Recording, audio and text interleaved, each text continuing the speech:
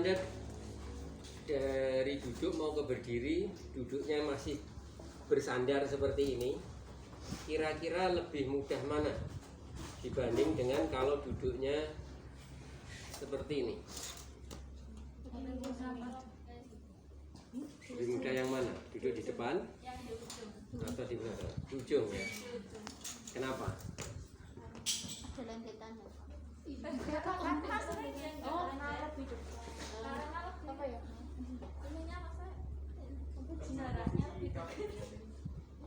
Bisa Anda coba kalau Anda duduknya sedikit seperti ini ya, dibanding dengan kalau duduknya jauh di belakang begini ya, mau lebih mudah yang di ujung atau di depan. Kenapa? Karena bebannya lebih sedikit, Pak. Luas kenapa? Kenapa? Depannya, Pak. Ya. Jadi pada hakikatnya pada orang duduk kemudian berdiri itu memindahkan center of gravity. Ya. Pada saat duduk yang masih jauh seperti ini, itu center of gravity-nya itu di bawah pantat ya. Kalau kita proyeksikan ke lantai itu jatuhnya di sini, bawah pantat saya. Terus pada waktu berdiri itu center of gravity jatuh di antara dua kaki. Jadi sebetulnya bukan duduk di ujungnya yang menyebabkan itu lebih ringan, tapi adalah jarak dari center of gravity saat duduk dengan saat berdiri. Kalau jaraknya itu dekat ya lebih ringan. Kalau saya duduknya di belakang begini tapi kaki saya itu begini, itu ya ringan. Karena center of gravity di bawah pantat saya dengan di antara dua kaki itu sudah mendekat. Kalau saya duduknya di ujung tapi kaki saya jauh begini, ya tetap berat. Ya. Jadi kalau saya duduknya di ujung kemudian kaki saya tarik ke belakang begini, itu center of gravity-nya dekat sekali. Ya, sehingga kemudian saya hanya begini aja. Kalau jaraknya jauh, center of gravity, maka yang dilakukan apa? Orang akan menggeser tubuhnya begini ke depan, supaya center of gravity-nya itu bergeser dari bawah pantat maju ke sini, sehingga kemudian kesininya menjadi lebih dekat, lebih ringan. Pasti itu dia akan menghubungkan badan begini, terus kemudian berdiri. Tapi kalau center of gravity antara duduk dan berdiri itu sudah dekat, nggak perlu saya menggeser center of gravity, langsung saja saya berdiri. Ya, jadi ingat kalau Anda melatih duduk berdiri pada pasien stroke, kalau jaraknya ini dan ini masih jauh, berat. Bagi pasiennya berat, bagi Anda yang membantu juga berat. Terus gimana strateginya? Duduknya disuruh maju, kemudian kakinya disuruh tarik ke belakang. Ini akan lebih ringan. Kalau duduknya maju, kakinya maju depan ini ya sama aja, berat. Ya, jadi seperti ini. Itu yang pertama. Anda harus ingat mendekatkan center of gravity saat duduk dengan saat berdiri. Sehingga karena gimana? Duduknya di ujung, kakinya taruh belakang, tarik belakang. Terus yang kedua yang Anda harus pahami juga, pasien itu seringkali, pasien stroke seringkali kalau disuruh duduk berdiri itu begini, kakinya tidak sejajar. Ya, dimana kaki yang sehat itu akan ditarik ke belakang, sedangkan kaki yang sakit itu dibiarkan agak ke depan. Sehingga apa yang terjadi nanti pada saat berdiri? Yang dipakai tumbuh adalah yang ini, pasti yang di belakang, ya, yang lebih dekat dengan center of gravity saat duduk, pasti. Sehingga pasti dia akan nanti berdirinya akan begini. tidak pernah melatih sisi yang terakhir. Jadi dia akan kompensasi menggunakan kakinya yang sehat terus menerus.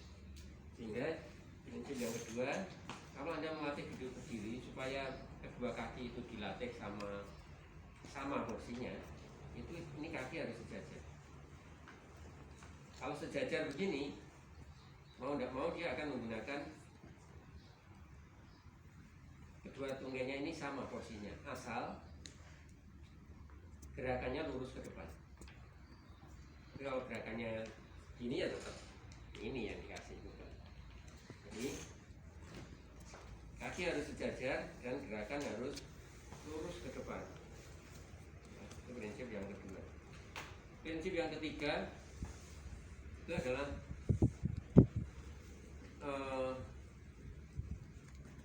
pasti orang duduk berdiri itu akan memindahkan center of gravity ke depan, sehingga gerakannya itu pasti dibutuhkan, yaitu gerakan membungkukkan badan seperti ini ya. Sebetulnya ini bukan gerakan membungkukkan badan ya. Kalau membungkukkan badan itu begini. Sebetulnya gerakannya ini adalah flexi hip. Flexi hip. Pak, flexi hip itu kan begini ya. Kan bisa saja flexi hip itu yang bergerak adalah tulang femurnya terhadap serangnya bisa. Tapi bisa juga kan yang bergerak serang ini terhadap tulang femur ini kan bisa. Flexi hip. Jadi prinsip yang ketiga, Anda harus melatih flexi hip, membungkukkan badan.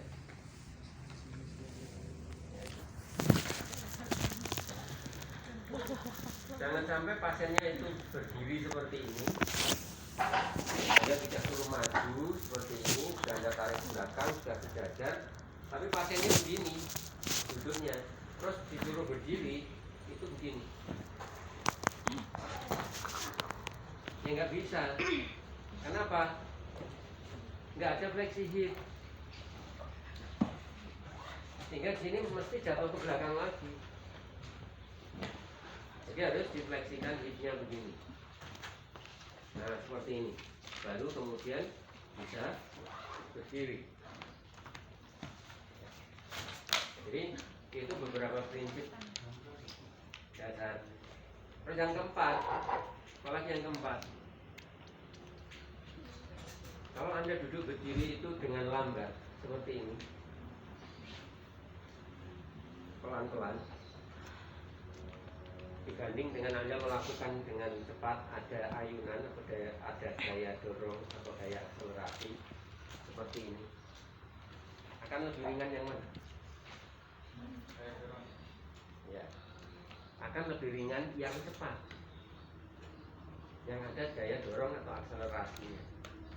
Sehingga kalau Anda melatih pasien stroke, Pak, pelan-pelan aja berdirinya, pelan-pelan, ini ganduli terus ini, berat, ya, berat. Nah, sehingga paling tidak 4 prinsip ini harus Anda pegang kalau Anda melatih duduk berdiri pasien. Apa saja tadi? Mendekatkan center of gravity saat duduk dengan saat berdiri. Yang kedua, apa? Kaki. Dua kaki sejajar. Tidak boleh salah satu di belakang. Dan yang ketiga, ya, melatih flexi hip. Karena pada hakikatnya flexi hip itu adalah memindahkan center of gravity ke depan. Dan yang keempat adalah lakukan dengan cepat, agak cepat lah. Kalau cepat sekali nanti. Nah, kalau prinsip-prinsip itu Anda pahami, maka kemudian melatih duduk berdiri pada pasien stroke itu akan mudah. Bahkan banyak pasien stroke itu yang duduk berdirinya mengalami kesulitan. Setelah Anda suruh maju, Anda suruh narik begini, terus Anda suruh didahului dengan membungkukkan badan, lakukan dengan agak cepat. Enggak kamu latih apa-apa, hanya kamu beritahu begitu. itu sudah langsung bisa duduk berdiri. Ya. Jadi kadang-kadang yang kunci itu nggak dipahami oleh pasiennya, bahkan juga oleh fisioterapisnya, sehingga kemudian pasien itu berdiri itu menjadi sulit dan lama. Ada beberapa kesalahan lagi yang mungkin juga perlu Anda perhatikan. Seringkali pasien stroke itu waktu duduk berdiri itu akan megang pahanya begini, terus kemudian dia akan bangun dulu. Kalau orang normal nggak masalah, semua gerakan apapun akan bisa. Tapi pada pasien stroke, kadang-kadang yang seperti ini membuat gerakan menjadi tidak bisa dilakukan. Kenapa?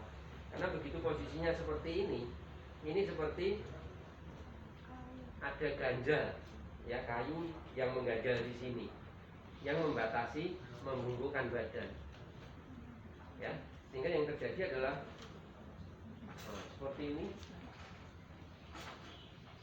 malah nggak bisa berdiri. Terus kesalahan lain itu seringkali juga pegang kursi begini, terus kemudian mendorong berdiri. Orang normal nggak masalah, apapun bisa. Pasien stroke, begitu dia posisinya begini, maka dia Anda perhatikan, nggak ada komponen fleksi hipnya yang nggak bisa berdiri. Kalaupun bisa berdiri, akhirnya dengan gerakan yang gerakan yang salah, membutuhkan energi yang besar. Atau yang ketiga, kesalahan lagi itu misalnya ada tali, terus kemudian ada pegangan, terus kemudian dia berdirinya dengan cara menarik lagi. Ini juga sama, ya, dengan menarik seperti ini mengaktifkan otot-otot flexor ini yang spastik, erector spine yang spastik, dan membuat tidak bisa fleksi hip lagi, sehingga kemudian duduk berdirinya juga menjadi sulit, ya. Nah, kalau kemudian kunci-kunci itu Anda pahami, dan kemudian kesalahan-kesalahan itu juga Anda pahami, Anda hindari, maka latihan duduk berdiri itu menjadi lebih gampang. Walaupun ya bukan terus gampang sekali, itu enggak gitu ya, tapi akan menjadi lebih gampang. Jika kalau Anda melatih duduk berdiri, maka kemudian hal-hal apa yang perlu Anda latihkan? Anda tadi sudah melatih keseimbangan duduk, postur pada saat duduk, terus aktivitas pada saat duduk sudah Anda latih. Mestinya ini sudah siap untuk duduk berdiri. Tapi ada beberapa hal yang mungkin perlu Anda perbaiki atau Anda persiapkan untuk supaya bisa duduk berdiri dengan baik. Apa saja itu? Selain kunci-kunci tadi, yang pertama, Anda melatih membungkukkan badan atau fleksi hip, sehingga Anda bisa mengajarkan kepada pasiennya seperti ini, ya. Nah, sisi yang lumpuh, ingat ibu jari selalu berpegang seperti ini. Terus kemudian membungkukkan badannya ke depan, Pak. Ya, Anda latihkan seperti ini. Atau sentuhkan tangannya ini ke lantai di antara kedua kaki, ya, sampai menyentuh, itu lebih bagus. Ini adalah melatih fleksi hip. Atau mungkin Anda di depan pasien, terus kemudian tangan Anda posisi begini. Coba Pak, tangannya ditaruh di telapak tangan saya agak jauh ke depan, sehingga pasiennya akan meraih, ya. Tapi intinya itu adalah melatih fleksi hip. Dan ini komponennya adalah fleksi hip, ya. Kalau dia kemudian gerakannya adalah begini, jangan dibolehkan. Ini membungkukkan badan benar di terangnya. Terangnya harus ekstensi, ya. Gerakannya begini, ya. Terangnya harus plus extension. Nah, itu kemarin yang Anda harus latihkan. Terus kemudian Anda melatih untuk mengangkat pantatnya. Tundukkan badannya, bokongnya diangkat. Tahan. Duduk kembali. Lagi Pak, tundukkan badan. Pantatnya diangkat. Duduk kembali.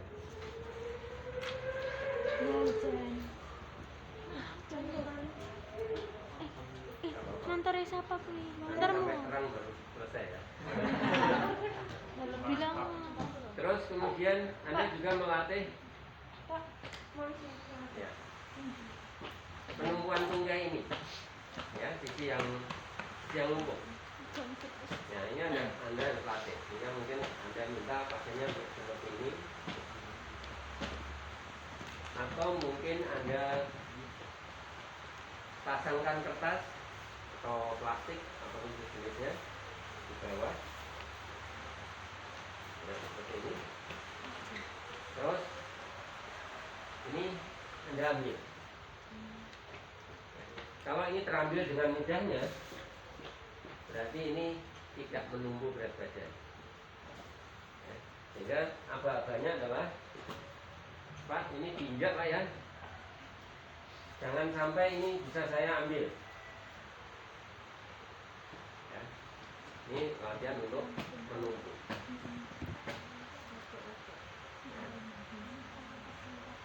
Terus yang berikutnya lagi,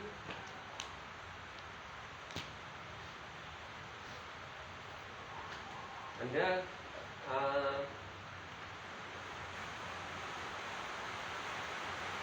setelah mengangkat pantatnya bisa, maka kemudian Anda akan melatih untuk mengangkat pantat dan kemudian menariknya ke depan. Nah, berdiri yang sesungguhnya. Nah, tetapi kadang-kadang ini juga butuh proses, ya, sehingga ada hal-hal yang harus dilatih. Ya, oke. Oke, salah satu jawab.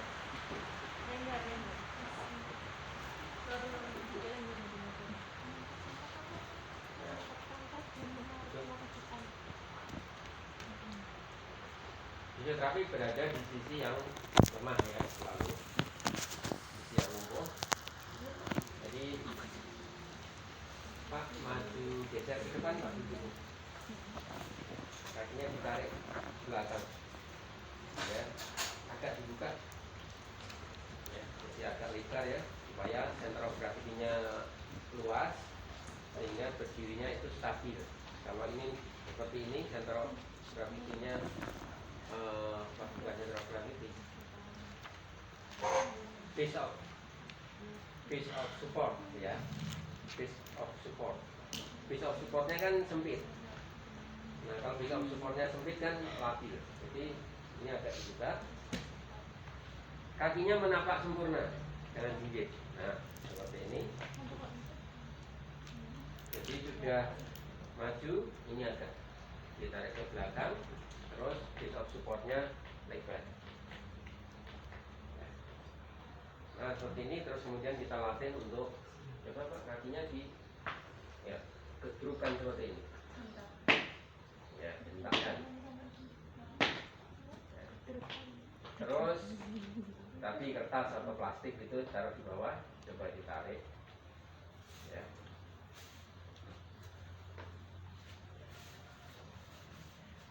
Jangan sampai bisa saya tarik. Ya, diinjak dengan kuat.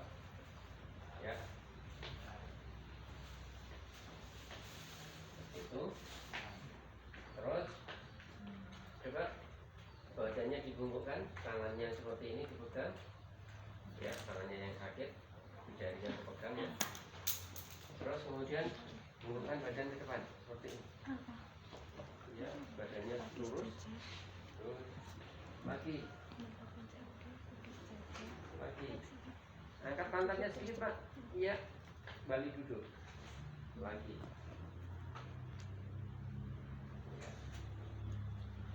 Nah, kalau sudah seperti ini sebetulnya sudah siap untuk dilatih duduk ke berdiri. Tapi kadang-kadang lutut ini nggak kuat untuk penumpuan, sehingga mungkin harus kita lakukan penguncian. Jadi kita lakukan seperti ini. Kalaupun masih belum stabil lagi, maka kemudian pengunciannya bisa seperti ini. Kalaupun ini masih lumpuh sama sekali atau baru pertama kali latihan duduk berdiri, maka kita lakukan seperti waktu mau pindah dari kursi tadi, yaitu pasien diberdirikan. Ya. Karena apa? Karena kalau menunggu dia bisa duduk ke berdiri baru dilatih berdiri, itu nanti lama. Ya, lama. Tapi pasien bisa berdiri, merasakan sensasi berdiri, maka itu kemudian akan membuat rasa percaya diri pasien itu tumbuh dan akan mempercepat kemampuan duduk ke berdirinya. Jadi walaupun pasien itu masih lemah sama sekali, yang satu sisi masih lemah sama sekali, itu sudah bisa diberdirikan, tapi harus dengan bantuan. Jadi yang kita lakukan seperti tadi waktu mau, mungkin ini mas menghadap saya supaya bisa kelihatan. Ya. Jadi kita kunci seperti ini. Kunciannya itu arahnya adalah menjepit ke sana dan mendorong ke belakang. Jadi vektor gitu ya. Ini arahnya ada yang ke belakang, ada yang menjepit. Mungkin salah satu sisi juga nggak apa-apa yang dikunci, sisi yang lemah. Jadi yang kita lakukan seperti tadi, jatuh ketemu pundak, hidungnya agak maju dulu, kakinya akan ditarik ke belakang. Jangan gigit, menapak sempurna ya.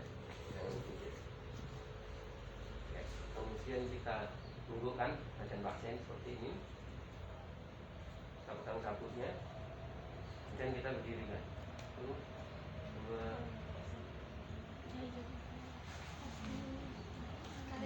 Nah, ini jangan sampai lepas ya, kuncian ini. Tinggal. Bisa seperti ini. Terus kemudian ini bisa dipegang seperti ini untuk lebih meyakinkan keamanan. Terus ini juga dipegang karena biasanya akan seperti ini posisinya. Dia akan begini. Ini kita amankan, ini kita amankan.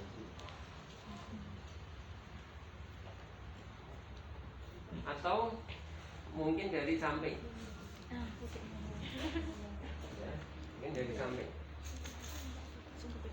Jadi kita kunci seperti ini. Atau mungkin kita kunci dengan tangan seperti ini. Jadi fleksibel. Terus kemudian kita relax Pak ya, pada hitungan ketiga nanti kita berdiri. 1, 2, 3.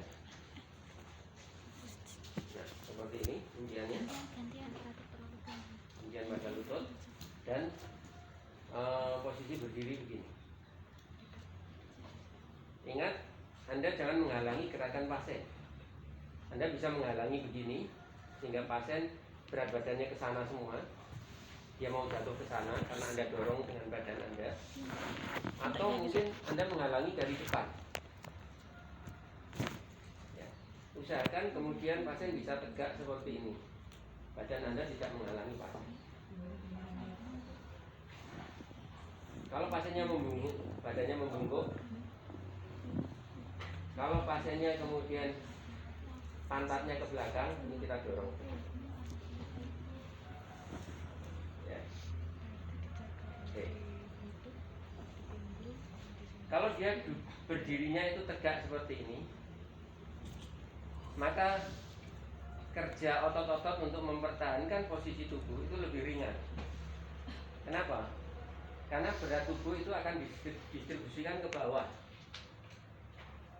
ya, sehingga tidak ada harus menahan ke depan, harus menahan ke belakang, tidak. Ini lurus jatuh ke bawah. Tapi kalau kemudian pasien itu membungkukkan badan miring, misalnya posisinya seperti ini, ya, maka kemudian center of gravity itu akan jatuh di depan. Pasien ini akan punya gravitasi ke depan, ini akan jatuh ke depan. Supaya tidak jatuh ke depan apa? Otot-otot di sini berkontraksi dengan keras, menjaga supaya tidak jatuh. Sehingga pasien akan merasa berat, mempertahankan posisi berdiri aja berat. Ya. Karena kalau posisi seperti ini masih bekerja keras, otot-otot di sini, menjaga supaya ini tidak jatuh ke depan. Tapi begitu ini tegak, maka center of gravity-nya itu jatuh lurus. Tidak perlu otot-otot sini berkontraksi, enggak ada otot-otot yang berkontraksi. Ya. Sehingga kemudian selalu kita posisikan lurus. Selain postur yang baik, postur yang normal itu adalah tegak. Kebutuhan kenapa kita harus luruskan. Alasan yang kedua adalah supaya otot-ototnya itu bekerja lebih ringan, sehingga dia berdiri itu mampu bertahan lama.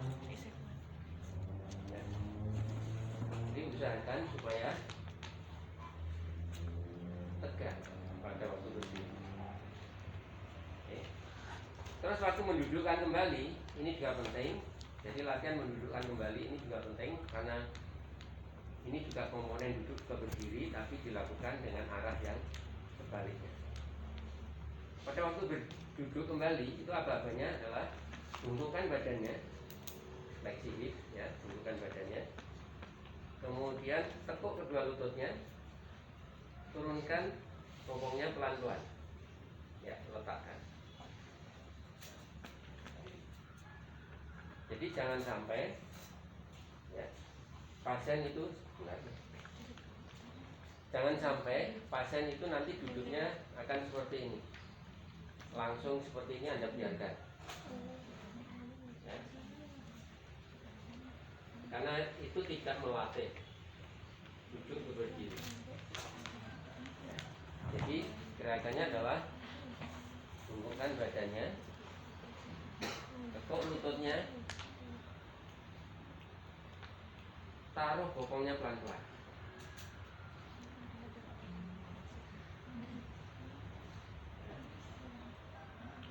Sebetulnya ini adalah komponen yang sama, ya.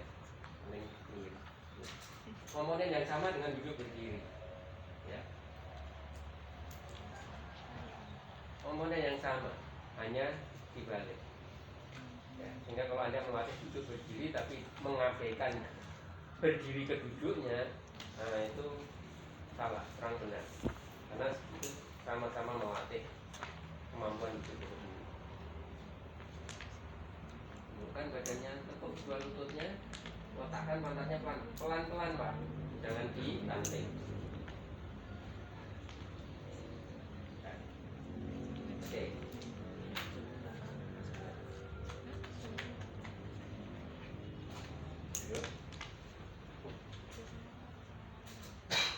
Variasinya gimana? Variasinya banyak sekali kalau Anda nanti melatih duduk berdiri. Kalau sudah stabil, nggak perlu dikunci, maka kemudian Anda bisa memfasilitasinya seperti ini untuk duduk berdiri. Ya, pada hitungan ketiga Pak ya, 1, 2, 3. Misalnya seperti itu. Mungkin juga bisa seperti ini.